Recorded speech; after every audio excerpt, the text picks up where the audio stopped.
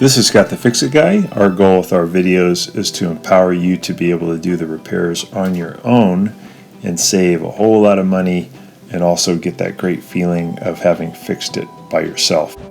Today we have an older model Bosch that is not draining, and we're going to take a look at a couple things, see if we can get this working again properly.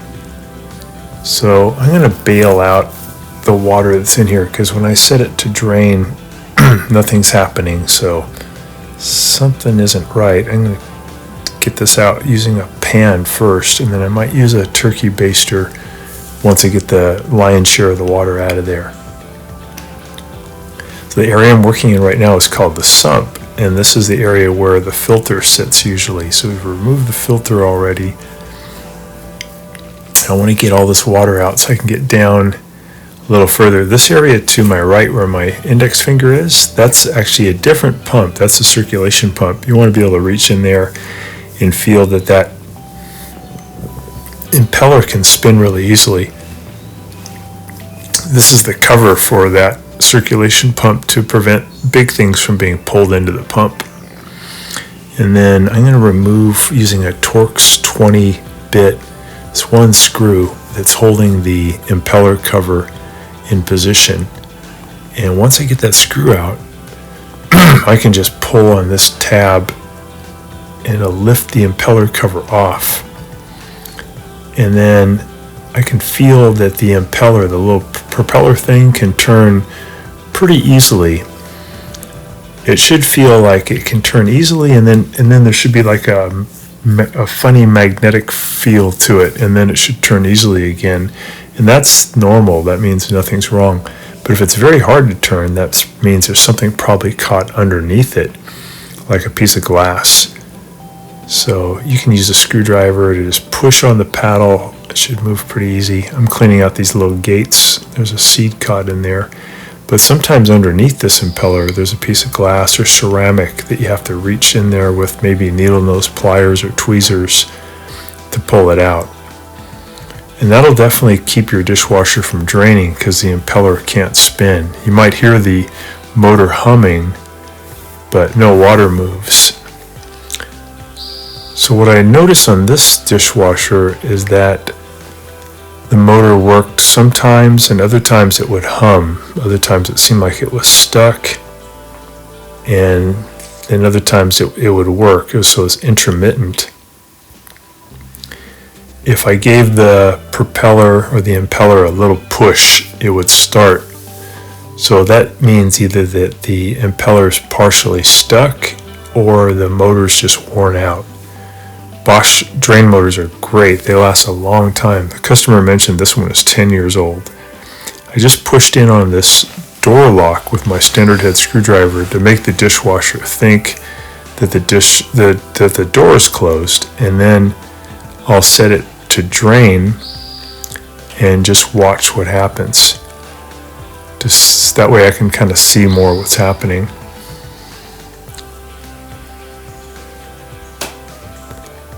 So I'll start it, and then I'll press these two buttons at the same time. They're the ones that start the drain cycle. I got to hold it for about 3 seconds. And then I can see what that impeller's doing. Again, I noticed that it would often hum, but if I gave it a little push with my screwdriver, then it would spin really well. So although it's really rare on this machine, yeah, that just spun really good. It started it.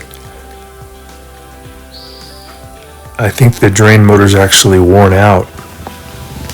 So it's pretty easy to replace it. And we looked on Amazon and found that the original equipment one was about $110, and they had like a aftermarket one that was about $35. I'd probably go for the 110 original equipment one. And we'll go over here in the video here in a second how you can pretty easily replace it. You don't have to pull the dishwasher out to do it. Yeah, I keep getting that weird result. I'm just using a zip tie to reach in underneath the impeller to see if I can push out anything that might be caught below it. But it seems clear, so I don't think there's anything in there, but that's worth a try just to see, again, if there's a piece of ceramic from a mug that might have broken or a wine glass that got caught in there.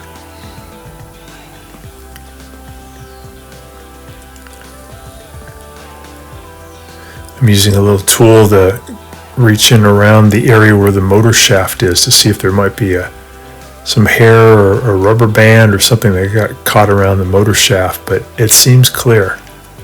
So everything's pointing toward just a worn out motor, and at 10 years that could be the case. I've seen a lot of Bosch dishwashers go even like 18 years without the drain motor wearing out. But it could be that something got caught in there and made the motor overheat, and that wore it out prematurely. The part that wears out really is just the copper windings over time if they get too hot, because there's an obstruction. The copper degrades and it doesn't create a powerful enough magnetic field, and you don't get enough energy to break the inertia to get the motor going. But if you give it a little push, it will work. So again, it usually points toward something blocking the impeller or just a worn out motor.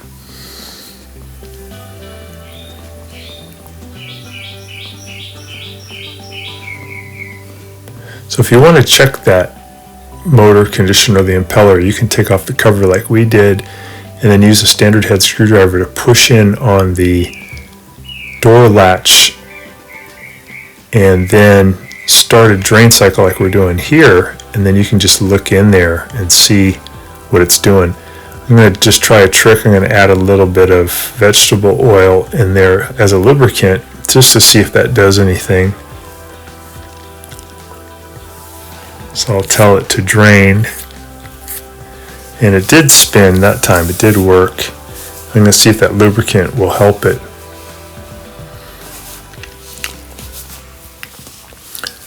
So we can see it shooting up the water in there. After doing this a few times, I found that it did work and then it stopped working again. So I was just hoping I could avoid replacing the motor, but it looks like this one's really going to need a new motor. I'm feeling the top of the impeller housing, it's pretty chewed up, so something was in there at some point and it was smacking into the plastic over and over and kind of tearing it up, and that would then point to maybe something that would cause the drain motor to wear out prematurely. So I'm going to put the cover back in,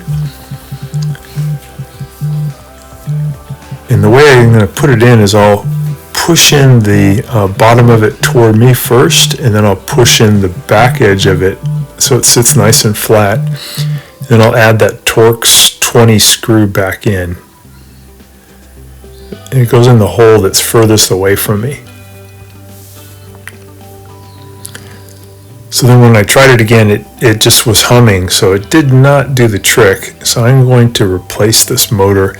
I take out these two Phillips head screws that are covering the kick plate that are below the dishwasher.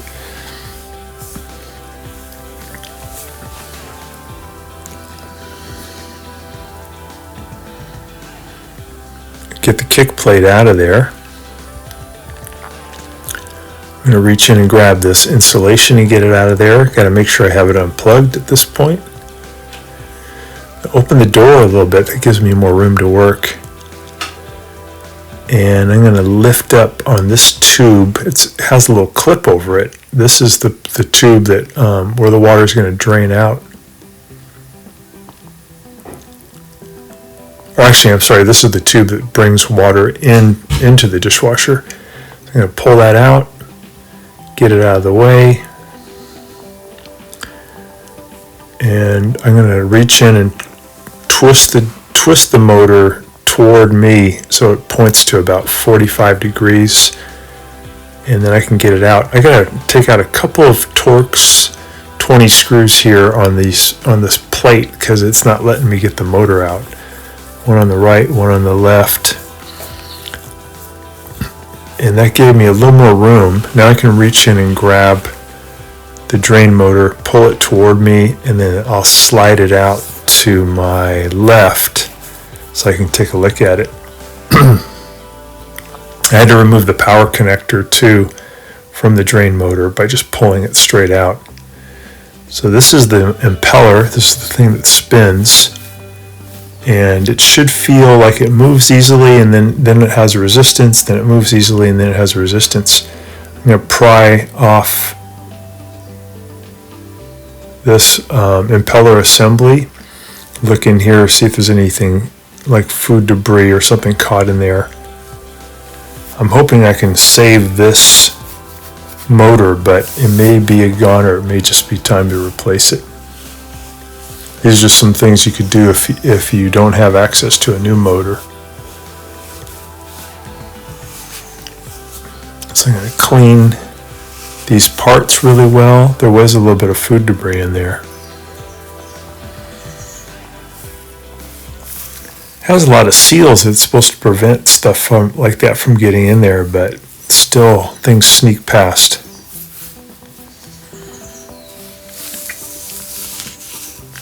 This is the magnetic part, cleaning. And now we're going to put a new motor in, so I'm going to slide it in below that panel, get it in position, and it'll be 45 degrees toward me initially, and I'll push it all the way in to where it seats inside, and then I'll push the motor away from me so that it goes vertical to 12 o'clock position.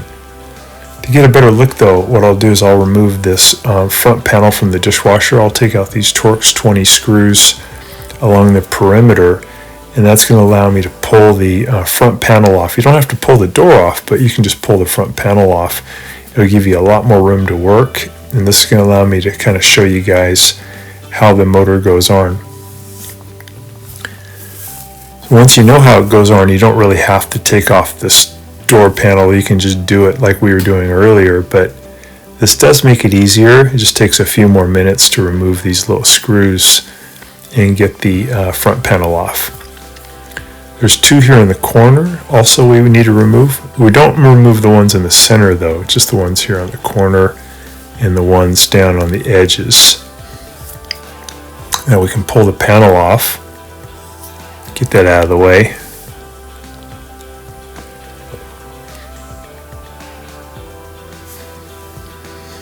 Now you can see a lot better what's going on. So here's that tube that's bringing the water into the dishwasher. This is how you would take the drain motor out, pushing with your thumb here to release it, and then you twist it toward you to about 45 degrees. And then you can pull off the old drain motor.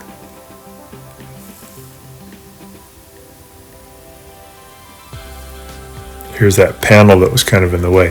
So here's how you'd put it in. Go in 45 degrees, then turn vertically away from you. So just got to make sure before you turn it that you really get it pushed in as far as it can go into the sump housing. So just play with it, wiggle it around. There we go. And then turn it and it'll click into position. And you can put this inlet tube back in. Thanks so much for watching our video. We really appreciate your support.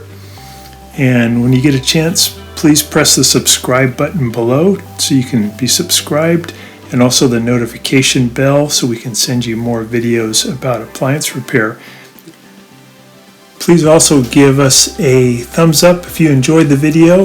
If you really liked the video and it really helped you, please press this new applaud button and you can show your support and also get a nice clapping hands for your video. Thanks again.